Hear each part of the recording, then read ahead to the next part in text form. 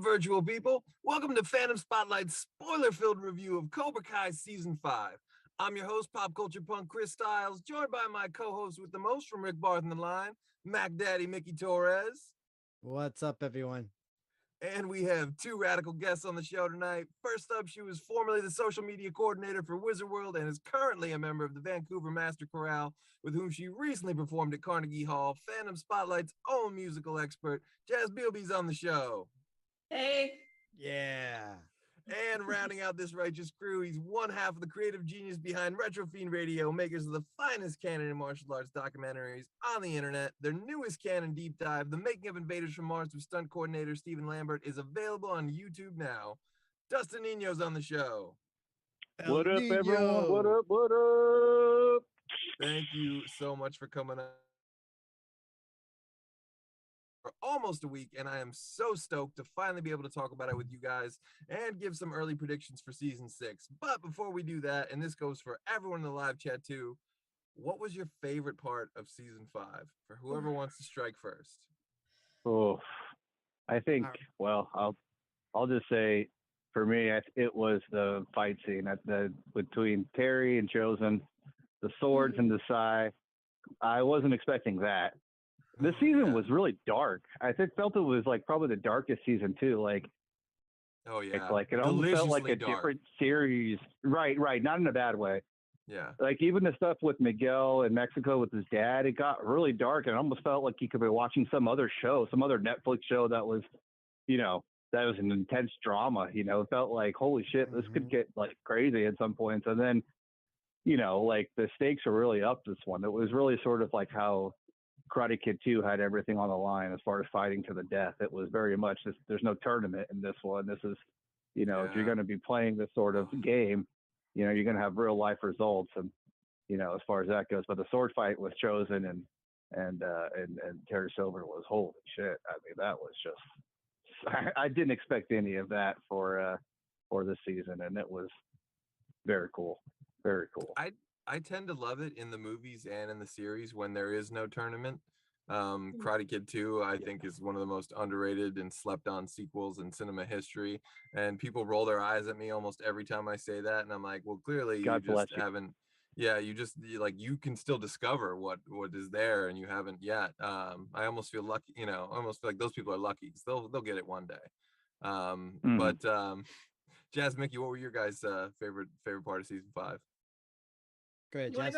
Okay. I'm gonna go a little lighter. I mean, it's really hard to pick one scene, but I actually really enjoyed when all three of the guys were in, the bus, just driving off to nowhere, doing what was it, the Eye of the Tiger? Oh, the limo, and the ride. party limo, yeah. Party limo, yeah. That was hilarious. That was definitely. Chosen was like the sleeper. To me, I think he was the sort of the fan favorite. I don't know. He just had all the best lines. He was so super funny. The dancing stuff in the club was just killing me. Oh, yeah. I mean, I loved it. Him just being hammered and confessing his love to Kumiko, and and Johnny was like, "Hey, what's Chosen's all about this chick Kokomo." Kokomo. So funny. Hashtag so funny, dude.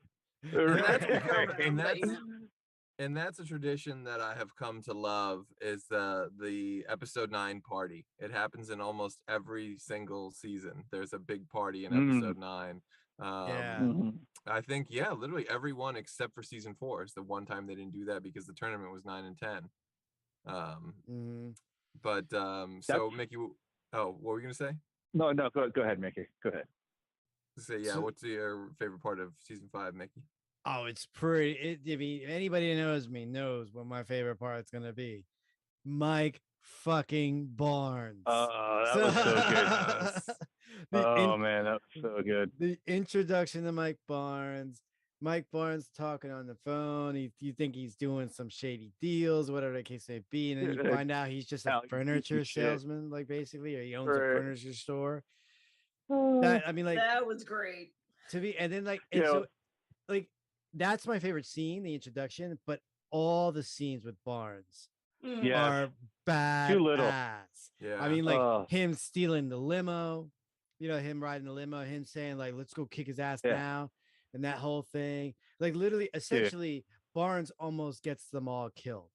Essentially, right. Yeah. But Right. also Barnes saves the fucking day. Exactly. He saves the Because day. if they didn't think about Yeah. it, if they did, I'm trying to play this out. Like, what if Daniel went with him to Silver's? What if none of them went to Silver's that night? You know, the kids would still be having an assault on Cobra Kai. And if they weren't there tying up most of the fucking senseis, all those senseis would have gone to the dojo and kicked the fucking shit out of all those kids. And people would have gotten really hurt. Because those senseis. This season was just about the adults, to be honest. It was about Right. the I loved adults' it, yeah. issues and the adults, like backstories and just their whole arcs. I have to. Oh, sorry. What were you gonna say? I was just gonna say, as far as that goes, the adult arc. As the other one, it's always like it's a tournament at stake. It's a tournament at stake. And then this one, it sort of turned it on its head as far as the tournament goes, because then they are like last minute tournament and there's a lot more at stake. It's an entrance to an even bigger, badder tournament, And it was just like, wow, that's a fun way to do it. And it just felt like, okay, now I'm invested more so than just like who's going to be All Valley champ this year, What is it like? It felt like an invitation to the Kumatai or whatever that. Right. The Kumatai. Right. Oh my God, yes. I have to double down on everything you guys said, but before I do that, I do want to just say hi to some people I see in the live chat. Miss 12 Deadly Sin says, no, not another spoiler alert. I think mockingly though, but thank you for tuning in. I see Matt Sharp, Mash of Genius himself. What's up, fellows? Matt, thank you so much for tuning in. Mike Riffraff and Angie Saunders in there as well. Alex Bonafante. Alex actually says, just drop by to say hi. I'm still on season 3. Alex, get off. Get on it. Seriously, get on it. I should say. Dude, we ruined. I mean, just put this on mute. You could watch. Just put it on mute. So still, for everyone in the live chat, what is your favorite moment? What is your favorite line? What is your favorite fight? Anything, that you loved about season 5? We are dying to know. Don't be shy now. But for me, I have to double down mostly on what Mickey said. Mike Barnes all the fucking way. I mean, this was so pitch perfect. And that had that right balance of things I didn't expect. And then, faking you out a little bit, of course, in the beginning in such a great way, that even me, I was waiting for the fake out. I'm like, wait, this is going to be a fake out. It's going to be a fake out. It's going to be a fake out. And then they gave you so many lines. Eventually, I'm like, oh, this isn't a fake out. Holy shit, what do you call you? Like, great. You and your little ponytailed pimp. Something like that. I did get worried. And I just love that, like, he rebuilt his life. He's this regular guy, but like most regular people, all, you pull the rug out from under them. It takes him a little push and he's like practically ready to be the bad boy of karate again. And I think my 2 favorite lines were when both Chosen and Johnny had the same reaction to Mike Barnes, does not look so bad to me. That was just absolute gold. I mean, everything about Mike Barnes, Johnny instantly, wanting to fight him and then going from, I like the way this guy thinks. Like, yeah, exactly. But like, I got scared for a moment there. I mean, like we're fast forwarding a little bit, but I got scared for a moment when they burnt down the furniture store, and you almost feel it. And he was kind of like, he's out.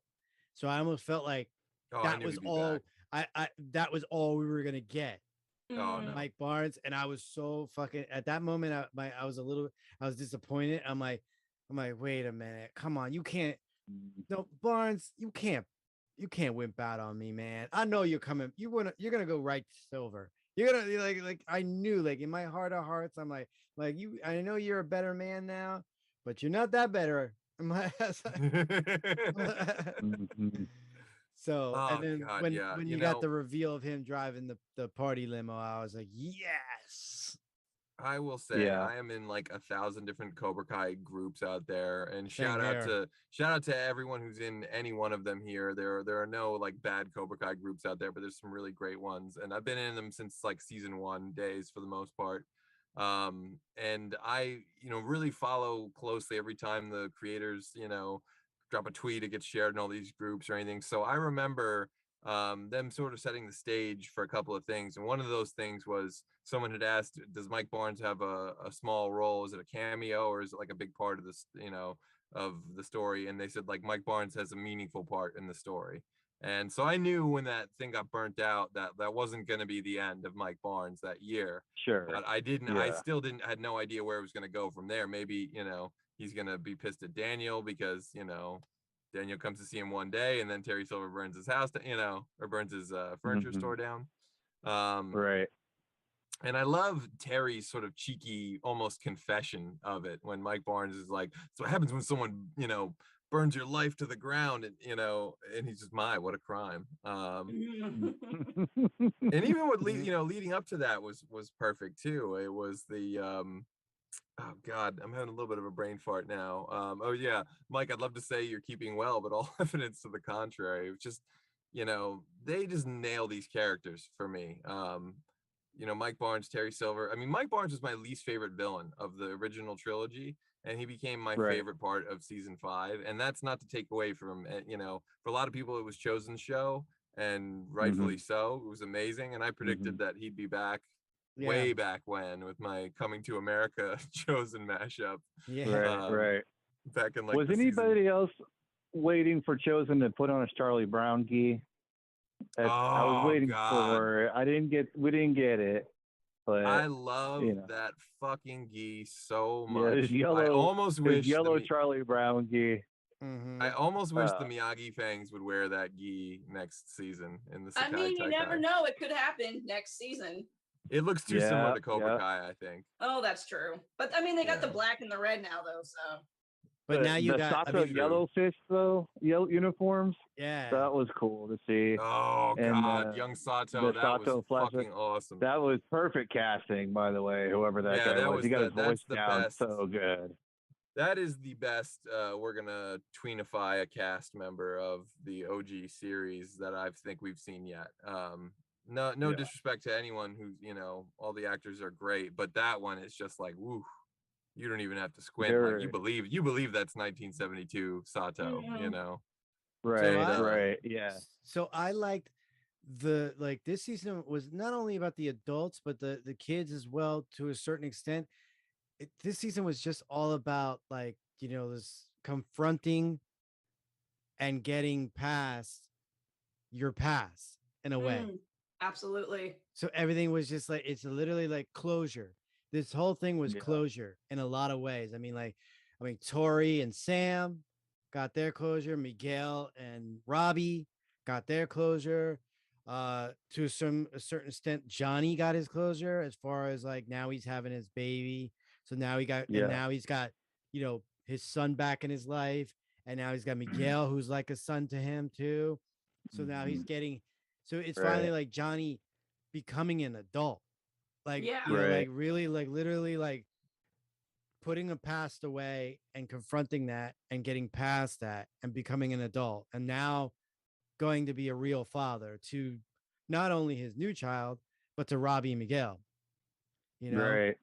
Yeah, I guess you could say the word would be, I guess, for describe this season's growth, and it's every character grows in a certain way as a person, and the ones that don't get bit in the ass at the end. Silver, and and that's another one too. Not only the let's the biggest closure and of the whole series is basically Daniel. Right. Daniel finally for once in his life, or finally being able to just get closure with Terry Silver, in a sense that he's not afraid of him anymore. If Terry Silver comes back, which we know he'll be around, he's not going to be afraid of him. Now they're on equal footing. Exactly. Saying, yeah. Exactly. Right. And then and I'm sure, I could talk for days about this scene. The scene that had me in fucking tears, bawling, was the Miyagi bedroom scene. Yeah. Where he's I don't go in there. Yeah. And then he's in there and I'm just oh my God. That's because you got to think, you're telling me that Daniel's basically owned this property since Miyagi's been gone. Yeah. So, and then retrospect, what has it been in the show? Like 5? They said 2011, I think it was, on the show Okay. that Miyagi passed. So Okay. we outlived Pat Morita by a bit. Longer. So Yeah. but so he's had So, that and property. technically the show is like now in 2019. So it's still kind of a 8 years. freshish, So he's 8 only years. been 8 years, Yeah. So, but like he's owned all it. the little Easter eggs in there too. Yeah. He's had it for that Really long, cool. and he's never gone into the room. That's like that right there got me. I'm sitting there going like, because then it just not only like did it get me in the sense that like, he's never, you think about that, whatever it can be, and obviously the loss of Miyagi and stuff like that. But then it just made me remember Karate Kid 2 when Daniel goes to his, basically helps Miyagi get into bed, basically, or actually Karate Kid 1. Yeah. When he helps him get into bed and he's drunk, right? and everything else like that. I was thinking like, of that scene. That's what it reminded me. It brought me back there. I'm sitting there going like, and that's where their relationship was basically solidified in a lot of ways. And also where we got Miyagi explaining his own lore and his own backstory with Sato was in that room, when he's like packing up to go to Okinawa, and Miyagi his wife, big speech in front of a whole village, and his wife, where you learn every little detail about Miyagi's humanity is learned in that room. That is in kind that of bedroom. sacred, a sacred place for Karate Kid fans, of course. Yeah, God, so there are some things, some deep dive stuff, for me. Before we get into the really deep stuff, I know we talked about him a lot after season 4, but goddamn, Terry Silver was just so pitch perfect this season. I mean, this whole season is like a Karate Kid's fanboy dream come true. Like you could have never even dreamed it would be this good, and it was. I cannot possibly imagine how it could be topped, but season 4. Like, I just picture Thomas E. Griffith driving home from work after shooting and just like thinking to himself, like, what the hell is going on? Like, how is this? This is just crazy. You know what I mean? I feel like season 4, like, because we hadn't really seen him in a lot of stuff since, and then we saw him in season 4 back as Terry Silver, which was awesome. And then obviously the introduction of Terry Silver was one that he was kind of like in the Mike Barnes world where he was kind of past hired gun. Yeah, he was past the karate thing and everything else like that. He was living his life like, no, like, Kreese, John, I'm over that. I'm not doing that anymore. This, that, whatever, like that. And then he gets sucked back in. But almost as an actor too, you felt like he was just trying to find the character again in season 4. And then towards the end, he got it. But then this season is like, oh, I know who I am. And that was like basically even Terry Silver saying like, oh, I know who I am. I'm Terry fucking Silver. And I am no longer, I no longer have a weakness. John Kreese is not my weakness anymore. He resolved his enemy, so to speak, or his greatest, fear or rather like his greatest weakness in season 4, towards the end of season 4. Yeah. So he got his resolution then. So this season he was balls in, like it's all out. Like this is, I know who I am and this is my world. Yeah. I think, just their background in Vietnam, I think was so hanging over his head for so long. And just out of respect to John Kreese, that he just never took the lead. He just listened to him. When he wants to enter the tournament and do all that stuff way back then, they show the Master Kim flashback, which by the way was just way too short. Good. Yes. God. Oh, absolutely. They gave us way more of that. One thing for me, but I think you're gonna get that later. One thing for me that was a little bit strange about that flashback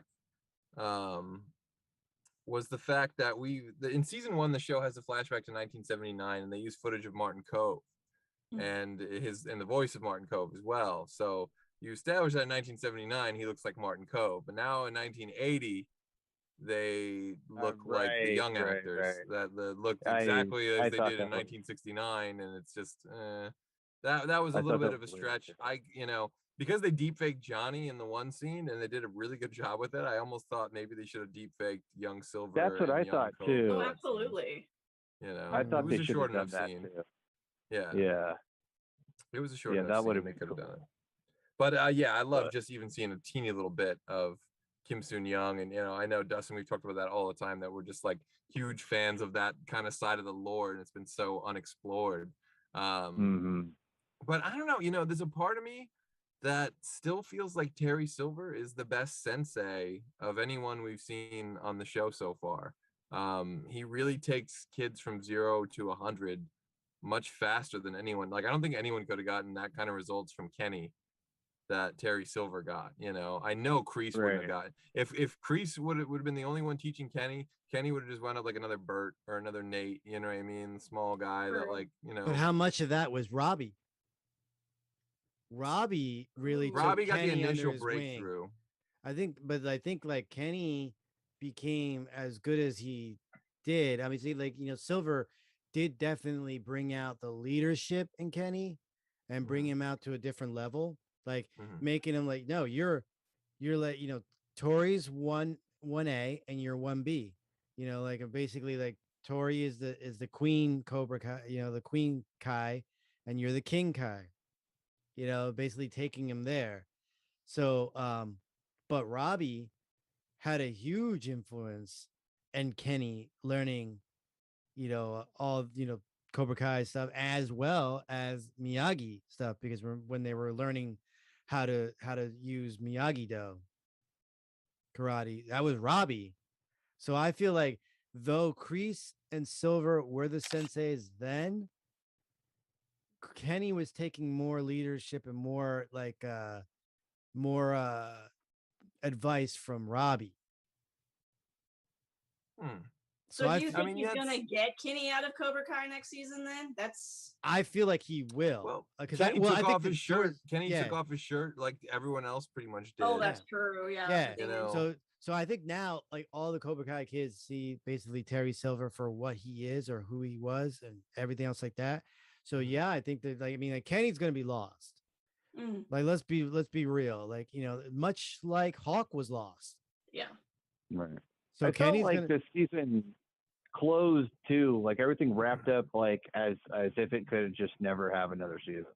Like it could just end. It is kind of hard to imagine them getting bigger, but the creators have already said, you know, John, Josh, and Hayden have already said season 6 will be bigger. You know. Well, now you have. There's two things, or two people that need closure. Johnny, Kreese.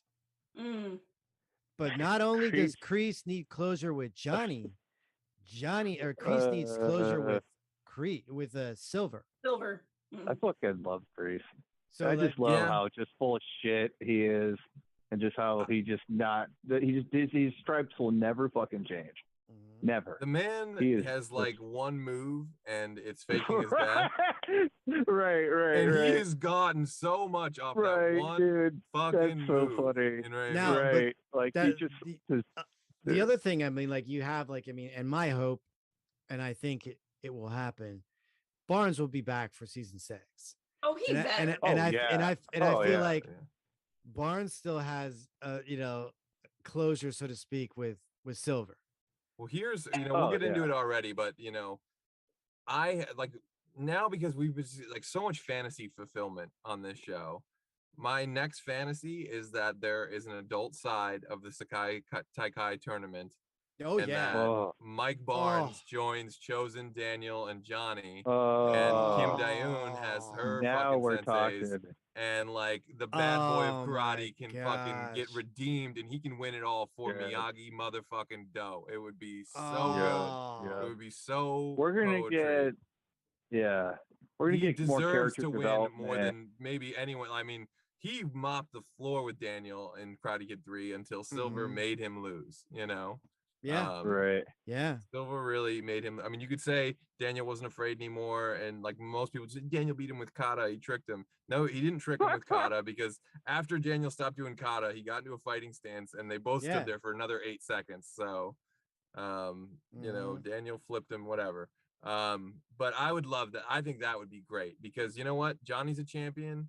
2 times. Daniel's a 2-time champion. They don't need it. Fucking Chosen is a man of honor. He doesn't. The trophy couldn't mean anything. It couldn't mean less to anyone than it would to Chosen. But Mike Barnes to be a champion again, one last time. Be a champion again, to get him back in the gi on the mat. That's what I want. And Daniel's still got to make him whole again. Yeah, he stole a fucking Rembrandt, and he probably sold it on whatever. I mean, if Terry Silver doesn't fucking press charges on every one of them, I think he's got cameras all over his house and shit. Nah, he can't do that. He can't. I guess he could, but I don't think he will. Here's the thing. I don't think.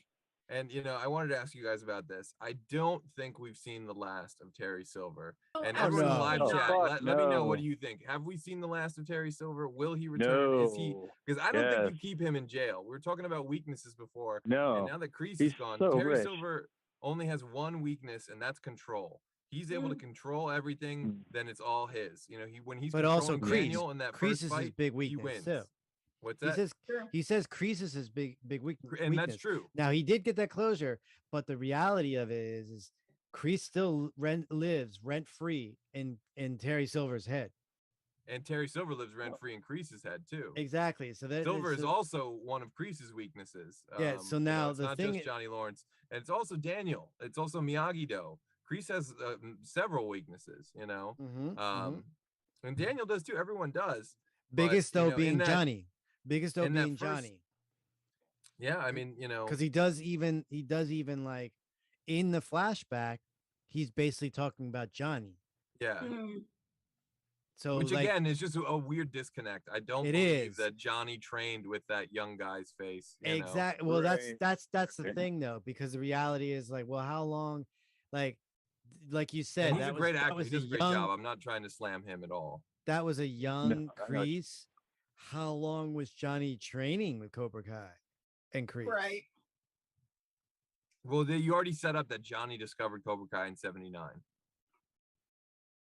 So you assume he started in 79, and that's 1980. So Johnny's been there a year, and he's still a little wimp. But I don't know. And again, you've already had flashbacks of young Johnny there with Kreese's voice in 79 and like 80, whatever. So I don't know. It's a little bit of that, like I said, that's just one teeny, if I have to nitpick and find something, to complain about, I guess it could be that. Yeah, but, I thought the same thing too. I was like, that's a little strange, but whatever. But again, I'm really, picking that shit out of Pepper, trying to find something to, complain about. But just the Master Kim shit was just too short, though. God dang, they should have just. But I think you'll get that in season more 6. Of the lore. I think so. They put the legacy lore on the slow drip, that damn faucet, and it's just like, God dang, I want to turn that thing all the way on.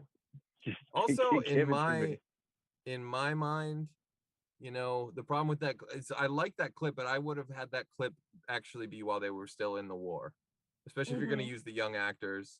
And I get it. Right. You're like story-wise, you have to use a flashback to show Silver what he's doing now. Otherwise, it's just going to be Kreese, talking and telling a story, and that's boring.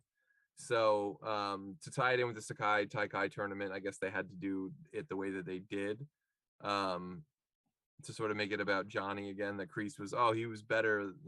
He's not Silver. He doesn't just want to be a big empire. He wants to focus on like one kid, and Kreese is like almost the opposite of Miyagi in that way. That he's, the one thing that their common ground is that they don't just want to build these gigantic karate empires and make millions of dollars doing it. That's not like who either of those guys are, but that's who Terry Silver is. And that's weird, is that Daniel is sort of the opposite of Terry Silver in that regard. They both want to succeed and build these, Daniel wants his car empire, obviously, and Silver wants just, to take over the fucking world. One's nefarious and one's not. But again, I just don't think that you're going to keep Silver in jail. And I don't think he's not going to try and come after those guys for breaking into his house. I think, he's going to hit with everything he's got because he's out of control. And there's a theory out there. And shout out to a channel, Cobra Kai Theory, for putting this out there. But that Silver is terminally ill. And there's one scene, and I have not been able to find anything else that makes sense. But remember the scene in season 5 where he visits Johnny and Carmen in the hospital? and he sees them in the elevator. Do you really think he just went there to stalk them out? Like, Terry Silver is a man of tact and sophistication. Like, he's not gonna just go stalk them out. He's in that hospital for some other reason. I thought that he was, well, because he does a couple of things throughout the whole season where he just shows up in the fucking steam room with Daniel. Yeah. When he found out that he called but his that's fucking obviously lawyer. at the country club, and that's obviously right. you know, right. I just think there's like these sort of like, how is he knowing these things? Like, is he listening in on us? Like, what the fuck is going on? He's always just there. It was just creepy. He's trailing them. Like, so. right. Like, you're going like, what is he bugging their phones? Like, what the heck is going on? Is he reading their emails? Like, you know, because he's so rich and powerful, and you know, he just kind of freaks you out that way. So yeah, I know what you mean. I was thinking like, yeah, how does he know, or what's going on? But that's an interesting theory too, that he was there because he's sick or something, and he just happens to see. Is that where you're he's going also, with that? He just happens. I mean, yeah, I mean that's possible. He also talks a lot about, and he seems highly motivated to sort of pass on his legacy. You know, well, he won't. Like, the thing is like, when you think about like, okay, so what are some of the things that, like, you know, so Terry Silver's in jail right now, but what are some of the things that he would be in jail held for? Number one being that he basically beat up Stingray. Stingray, yeah. So, and almost killed him. Okay, so that's number one. And he pinned it. And we've on already Kreese. established that he's tight with the DA in that jurisdiction. So, and he pinned it on Kreese. So that's criminal conspiracy, I guess. So, but Kreese would have to be the one to, like, you know, like, not only would Stingray have to be the one to press charges, but also like Kreese would have to be a part of it in some way. So that case probably won't hold any water because they can't. So I don't. Yeah, but I also think that if they did get Kreese and they find, okay, you know what, you did break out, but you're free or whatever like that. But how about you want to Kreese assaulted a doctor on his way out. Yeah, you want to press charges on Terry Silver, whatever the case would be. Kreese is going to say no because he wants him out. He wants him out, and he may even go to Stingray and say, like, you say nothing. You say nothing. I want him. I want him out. So you don't say anything. I mean, feel I like see he's him not gonna do anything. Sorry, go ahead. Yeah, no, go ahead. You're good.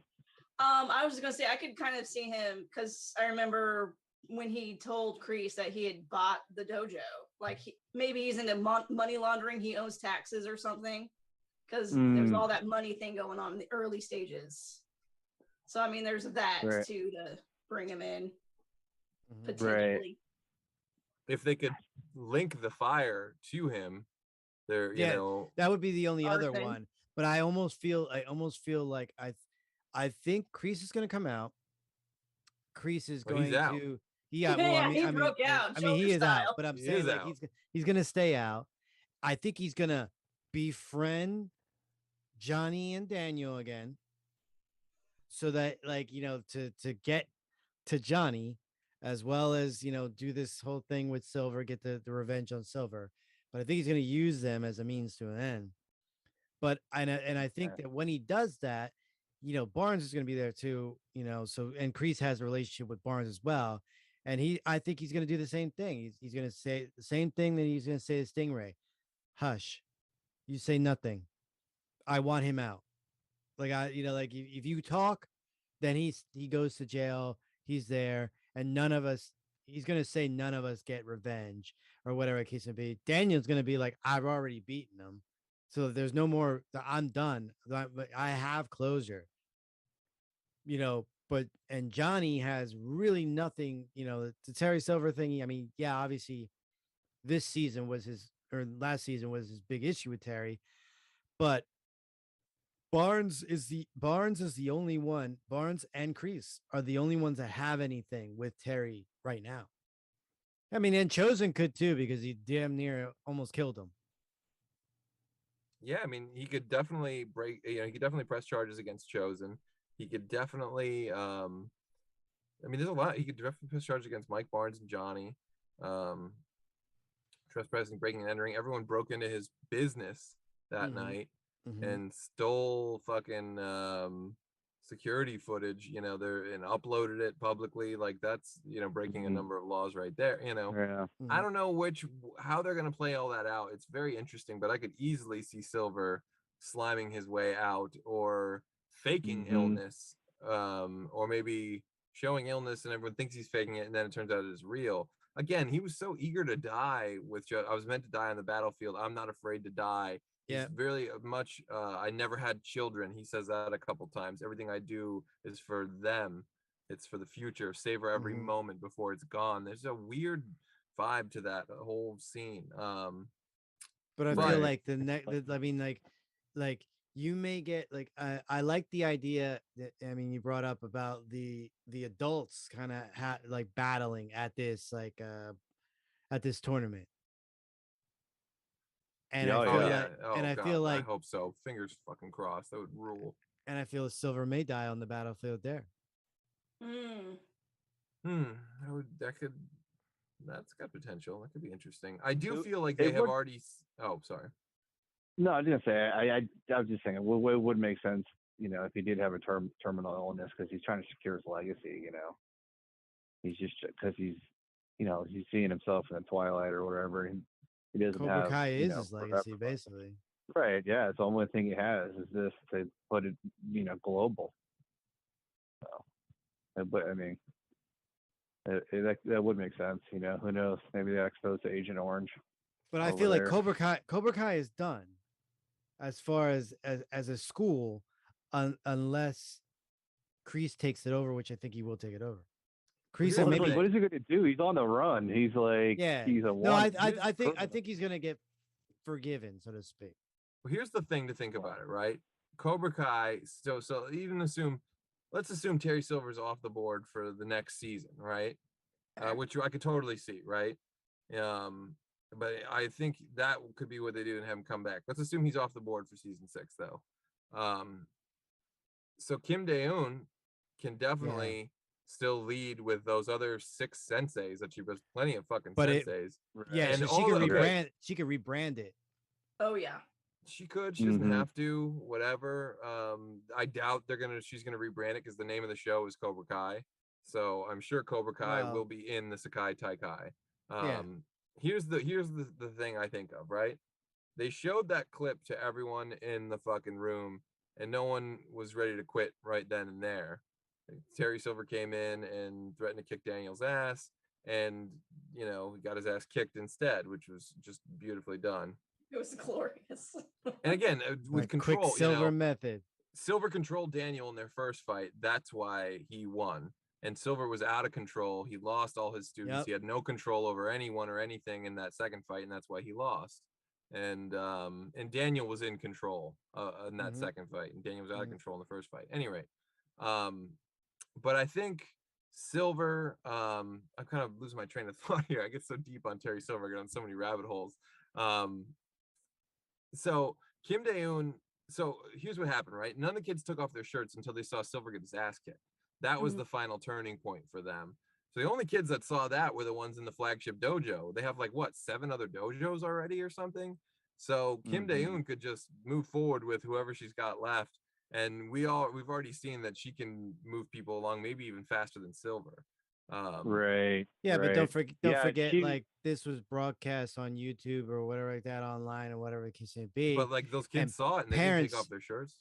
No, but I'm saying globally, or whatever like that. So the other kids in other dojos, I mean, parents pay for their memberships. Parents are not going to want them going to a school that this happens, whatever the case may be. So yeah, well, Kim Dae-un's problem with Cobra Kai and Terry Silver's teaching was that the students weren't tough enough. Her students were could mop the floor with all these students. Her weakest student could mop the floor with the best student. So I think they're going to bring over people from her school, and her character this whole season was just extremely one-dimensional. And then they give you that little hint of her and Kreese as when she was a kid, and Kreese covering for her with her dad and knocking over that pot. So there's something going on with her. And then she also said, "Where's Kreese?" When she showed up, immediately looking for him. And so there's stuff going to go on with Kreese and her. And like I say, because she was so one-dimensional this season, they're gonna have next season's going to be her. You're going to get some other side to her and learn what for sure makes her tick and stuff. Definitely. I also want to find out where the relationship between Kreese and Tori goes. Yeah. Because at the end, she was basically like, Grandpa. well, like, like, fuck you. And, I want nothing to do with you anymore, kind of basically. But she does owe a lot to Kreese. Tori has been one of my favorite characters on the Tori. show since the beginning. Like, she gets the worst deal always. She gets screwed over by almost everybody on this show. And she gets the short end of the stick in a lot of ways. I always root for the underdogs. And that's why I liked Robbie initially, was that like, oh man, this kid's been screwed over by everybody. His dad, fucking eventually LaRusso, obviously Silver and Kreese, so I always have a thing for the underdogs. But Tori, this is definitely Tori's best season yet, I think. Oh, she yeah. finally, I mean, everyone's maturing, in episode 5, when you think Daniel and Johnny are about to fight, and they don't, it's obviously, oh, okay. If that was, season 4, 3, 2, or 1, they would have fought right there. Right. Daniel calls him a pussy. They're fighting, but I love that, Johnny's response was, what are you doing, man? Like, yeah. Right. Yeah. That was Because he too- Won't knew be he like was a lunatic reeking of booze. Like, Right. But speaking of Tori, like when Sam's over at her apartment and you just see how shitty her Yeah. apartment is, eating cereal and shit. and then Sam you see her sees, mom. Sam Yeah. sees So you the, see her the mom, but hospital like I bed. felt like too, like you see her mom, and it's like so much has happened since we first saw her mom. And her mom's still in that bed, and it's kind of like her mom's still sick, and there was all this like chatter online, like, "Ooh, who's Tori's mom? Oh, is Allie Tori's mom?" Or all this shit, who's in the hospital bed? Blah blah blah. And it's like it kind of felt like not only is Tori's mom still sick, but to us too, it's like Tori's mom's nobody. Tori's mom's still fucking sick. Tori's mom's still in that fucking bed. And that's that. And she's nobody. And that's her life.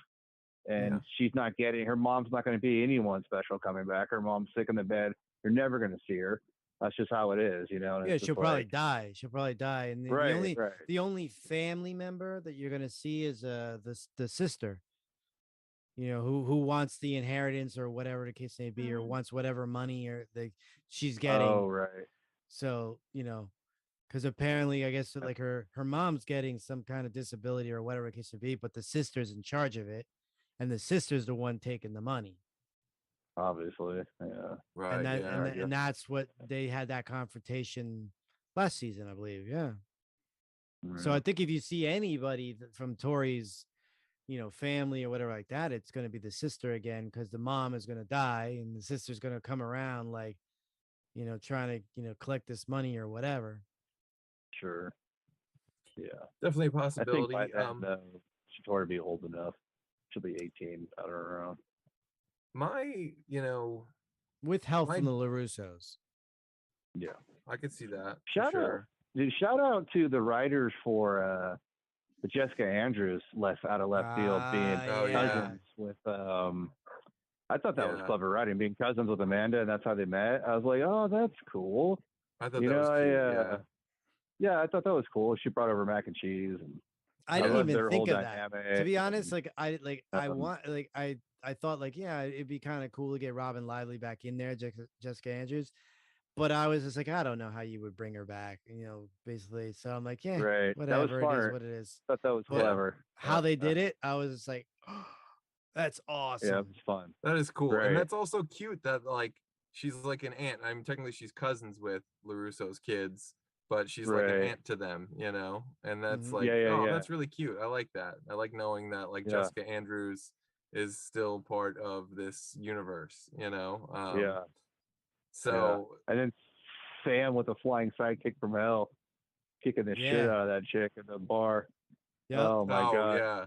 Oh, and I didn't even catch this. Shout out to Matt Sharp who's watching. I did not catch on the first view that was Elizabeth Ann Rooney. Did you guys catch this? Yeah. No, I didn't catch that either. Yeah. So you remember in the third film what happened to the guy who lost his head? Elizabeth Ann Rooney happened to him, the traitor. That's a good Easter. When she first comes over, Amanda calls her Lizzie Ann, and I didn't think anything of it.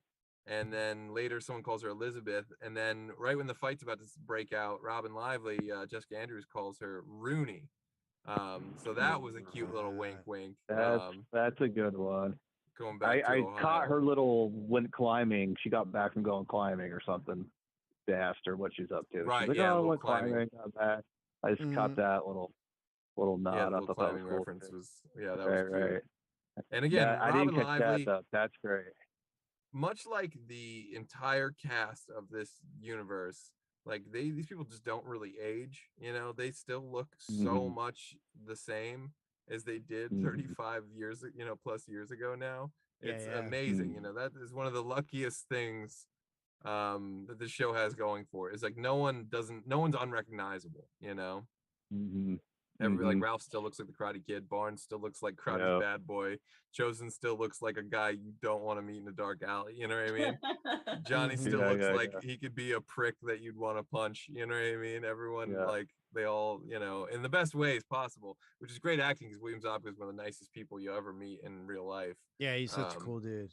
Right. So nice, incredibly nice. Did you catch the Easter egg when Daniel had a black eye and he's about to go outside and he puts his sunglasses on? Yeah. He puts the cover his baby browns. Yeah. I could have done with some Minute Maid. I thought that was great, dude. I was hoping his mom was gonna show up at the door when he walked out and be like, "Daddy, what are you doing with the glasses?" I was like, "Oh, come on," but he just let it go. Yeah. It would have been cute if she was just like on her way in. Just like, you still think that no one's gonna, you still think people are gonna fall for that glasses bit? Don't you get punched in the eyes again? Yeah.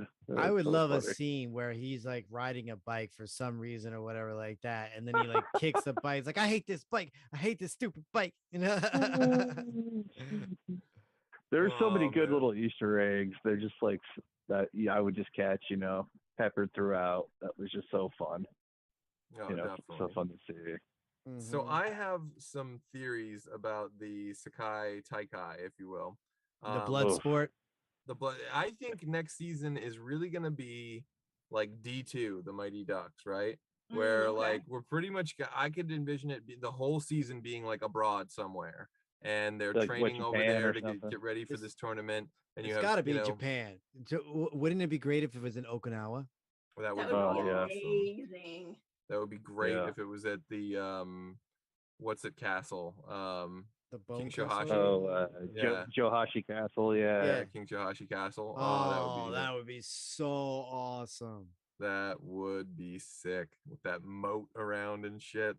Oh man. That would probably be too much. I'm calling it. It's gonna happen. It's gonna be there. You're calling it? You're saying it's gonna King be there. Johashi? Yeah. It's gonna be there. That would be amazing. That was a very interesting like set combined with matte paintings and stuff. The way they did the King Johashi castle, like if you look at the wide shots of it, the like waterfront and background and shit is clearly matted in. And it's definitely on a soundstage somewhere. But that was like the big set I'm sure that they built for that movie. I'm sure most of the other stuff was probably pre-existing because I know they shot it mostly in Hawaii, actually. Karate Kid 2, that is. Yeah. But anyway, I see a D2 like thing where they're all like pretty much abroad this whole season, training with all the senseis, and maybe Mike Barnes is hopefully, please a sensei too.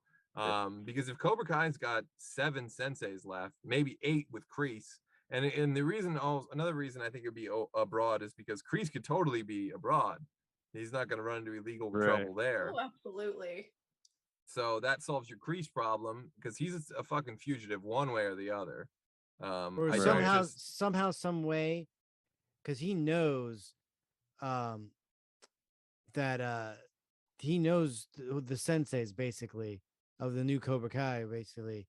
So maybe somehow, some way, he gets in contact with the woman, and she like says like, well, come with me, we're private jet. She's got a private jet, whatever.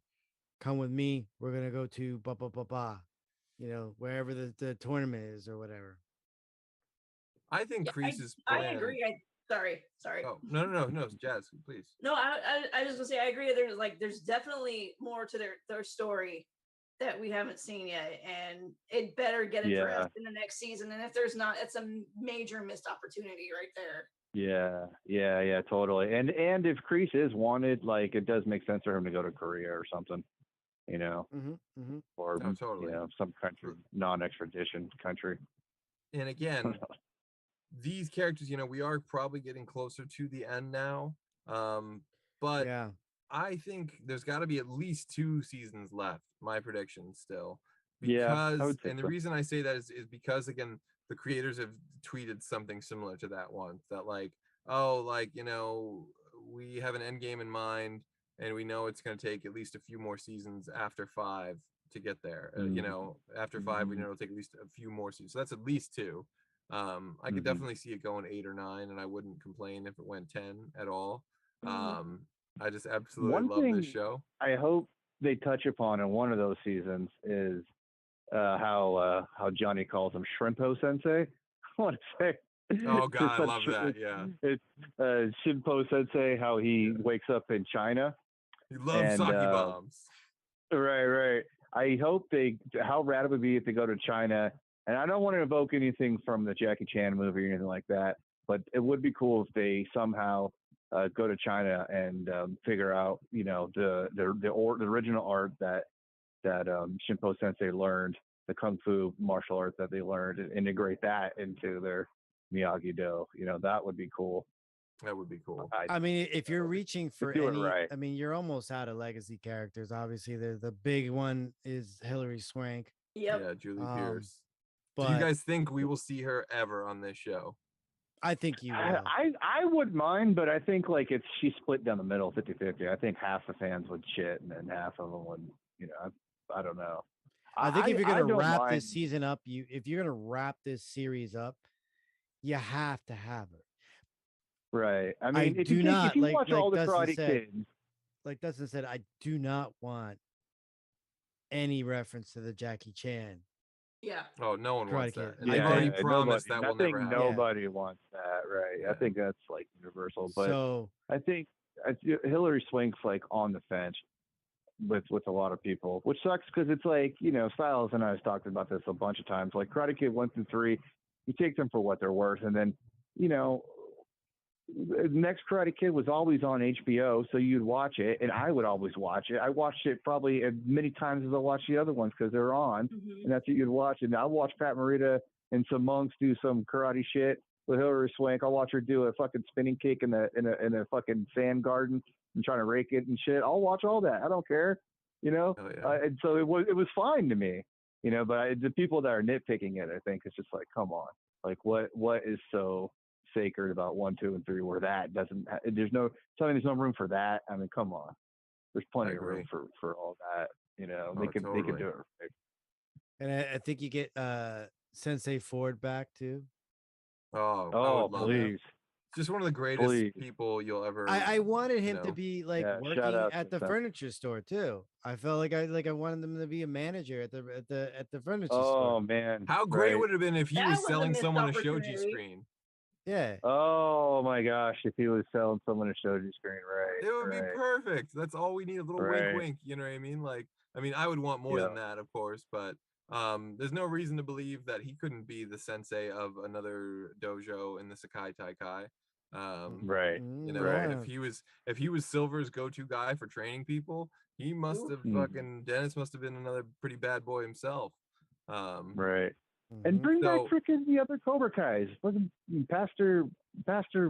Oh yeah, right. Get him as a sensei. Boom. Right. And the other guy too. But I feel like Bobby I feel like if this is Endgame, you either have to have 2 things. If you say a couple more, whatever like that, and you know, whatever like that, this Sekai or whatever like that, maybe you don't get that next season. Maybe maybe we're talking about it. Maybe we're going to go through it. I think that's too much. I don't think they're going to spend multiple seasons setting up one tournament. But I almost feel like the end game is going to be another All Valley. I don't know. I don't think it's going to necessarily be. It could. I mean, after a Sekai Taikai, then to come back and just do a regular All Valley would be pretty anticlimactic, I think. Well, I mean, after Karate Kid 2, where it's live or die, man, and then you go to All Valley. That's fair. That's fair. I don't know, but I will say I've made some off the rails predictions in the past that have actually turned out to come true. And shout out to Ken Cole, who does great live streams. If you're a Terry Silver fan, there's tons and tons of great content on his channel to check out. But I predicted in one of his live chats that Dimitri would hack the Cobra Kai cameras and take down Terry Silver, and I was actually dead fucking on. I also predicted with friends that Chosen would dance this season, and I was, joyously correct on that. That was just fucking wonderful. I need to see Terry Silver dance before this show ends, and I'm sure we're gonna get it. He kind of danced a little bit at the end of season 4. He had a little bit of. Did he dance with Mrs. LaRusso? No, a little bit. But I thought that I thought he danced with her for some reason. Maybe I'm a little bit. I think in his mind they danced, or in her mind maybe too.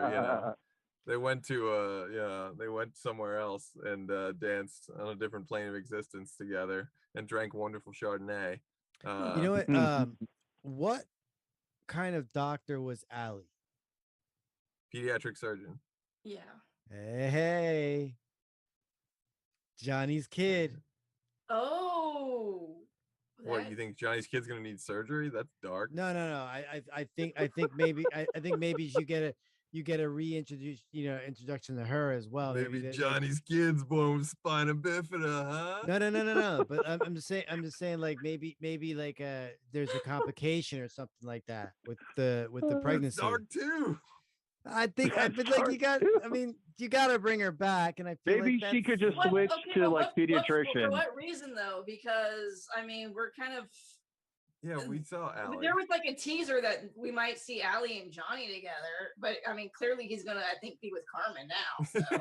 Yeah, he better be now. But I would like to see Elizabeth Shue again. So would I. They could bring her back, right? That's what I'm saying. I want a glass of wine over at the house. I want fucking Kumiko again, and I'm almost ready to ship her and Chosen. Yeah, you're gonna get that. I feel like you're gonna get that. You're gonna listen. At the end of all this, it's gonna at the end of all this. At the end of all this, I feel like it's gonna be like fucking the grand finale. The grand finale at a fireworks display. You're gonna get Allie. You're gonna get Kumiko. You're gonna get Robin Lively, Jessica Andrews. You're gonna get Hillary Swank. You're gonna get everybody. I feel like his message, his drunk message to Kumiko was so hilarious. Oh my God, and it was harkening back to. She's coming though. I feel like she's coming to the States. That's what Miyagi told Kumiko's aunt. Right, was like, that was my mistake. I should have married you. I should have brought you with me, or something. He said something similar like that. I don't know if she's coming to the States, but I think that she's gonna hang out with them at the Sakai Taikai. Yeah, if it's in Okinawa, if it's in Japan, isn't that close enough? Like, LaRusso was. But it's got to be in the castle. It's got to be in the castle though. LaRusso was in Japan at Dayona, and then he went right over to Okinawa from there. So yeah, but it's going to be in the castle. That would be something else, but I don't think they'd give that much home court advantage to Chosen and Miyagi-Do. I just don't see it happening. As much as like fan service wise, we'd all flip out. That's the castle.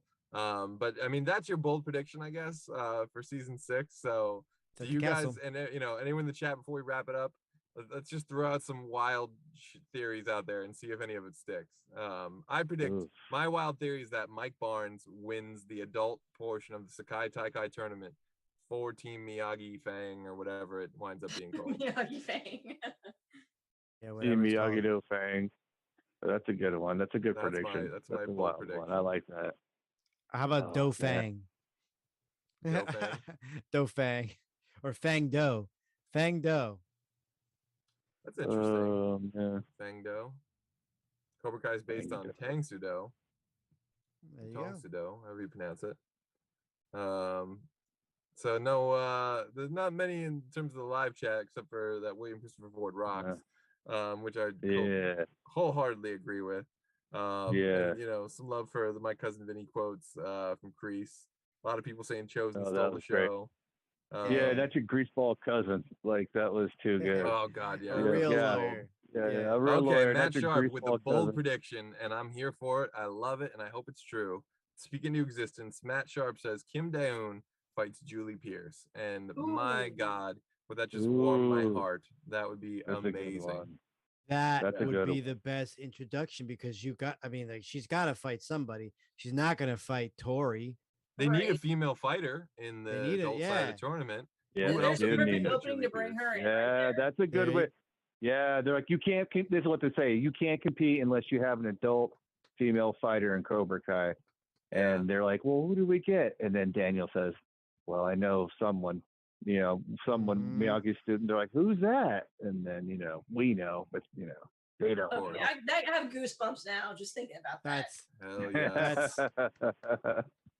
That's what they should do. If you give me that, like this is something that I think like even Sensei Julie Pierce, fans that don't want Hilary Swank back, you can't hate on that. If that happens, you cannot hate on that. Oh God, yeah, absolutely. That would be gold. You can't be mad about that. And then Terry Silver at the some point, he grabs a weapon like he does, and he's gonna fire an arrow at someone, and then one of those monks out of nowhere grabs the fucking arrow out of the air, dude. Like in the next Karate Kid, the catching the arrows. Like he's got to do an arrow catching fucking one. Oh, catch an arrow, dude. That could be what Julie Pierce does in the skills comp. Oh, right. She catches arrows. She catches fucking arrows blindfolded. Yeah, yeah. That would be badass. And bowl. She can bowl like a 300. Yes. Like blindfolded. They all. Oh my God! Tell me they hustle some other senseis in a bowling thing. That'd be a great comedy episode night out. Right. They all go bowling alley. I'm so ready for season 6. Please, let it happen fast. So before we go, bring back McGowan. I just want to hear Michael Ironside say the words McGowan. Like it's just McGowan. Yeah. Oh my God. Yeah. I remember you were fun at that exercise, McGowan. Dude, how rad would it be if they fucking do bring back Michael Ironside some weird legit ways? He's creepy old fucking. I don't know how they would. There's plenty of room for creepy old weirdos in Cobra Kai. Like they could fucking bring him back. That'd be so funny. Yeah. I love fucking Michael Ironside. He could have totally been around the Army at the same time Kreese was winning karate championships, U.S. Army karate championships. Which again, that's something I want to see too, and that's a flashback wish list. I want to see young Kreese winning the titles from 70 to 72. Oh man! And also, let's get a Miyagi flashback, please. We had 0 this year, which actually, to be fair, I was kind of okay with in the sense that the room had more impact that way. Absolutely. Chosen filled that Miyagi presence, a lot of it in a lot of ways, but in a fresh way that's fresh and new. And I don't like when they sometimes they lean too hard on the flashbacks. Like Terry Silver sees fucking John Kreese, and after fucking 35 years, he remembers dropping him off at the airport one day. Like they went to war together. They were in cages and shit, and that's his memory of dropping him off at the fucking airport. Like, I get it. That's the footage that we have to work with here. But shit, you would have at least thought of it's Kreese showing up at his house that day. Yeah, so they or can lean sometimes too much in the flashbacks. But or give us a Mamone flashback. Yeah. I know. I know. I predict Terry Silver will return. I think he is going to be on his death throes, and I don't know. I still think Kreese and Silver will die at some point on this show. Yeah. That eventually they're going to run out of story for those guys. Yeah. And but I don't think either one's dying next year. Not quite yet. I used to think Kreese was going to die in season 3. Boy, was I wrong. But again, that just about wraps it up for us here tonight. Is there anything you guys want to plug? Anything you got coming up you want to let people know about before we say goodnight? Nope. I mean, same stuff I said last week. I got some concerts coming up in October and December, so that'll be cool. Cool. Very cool. Dustin, anything going down at Retrofiend you want to let the people know about? We got a Judo Gene LaBelle documentary coming out with Stephen Lambert. Some really cool home footage of him and Gene LaBelle training for all you martial art nerds out there. Shout out to Judo Gene LaBelle, Sensei LaBelle, rest in peace, just passed away recently. So we had a bunch of footage from from a previous interview with Steve, and talking about his career with working with Gene, and so that's coming out probably like maybe tomorrow or the next day or something. Coming out soon, so keep checking for it. You'll see it drop. So. Oh, Nice. awesome. Well, guys, definitely don't be sleeping on Retrofiend Radio. If you're anywhat a fan of martial arts movies, ninja movies, canon movies, they have the best stuff that is on the internet. Just a tour de force of canon and awesomeness.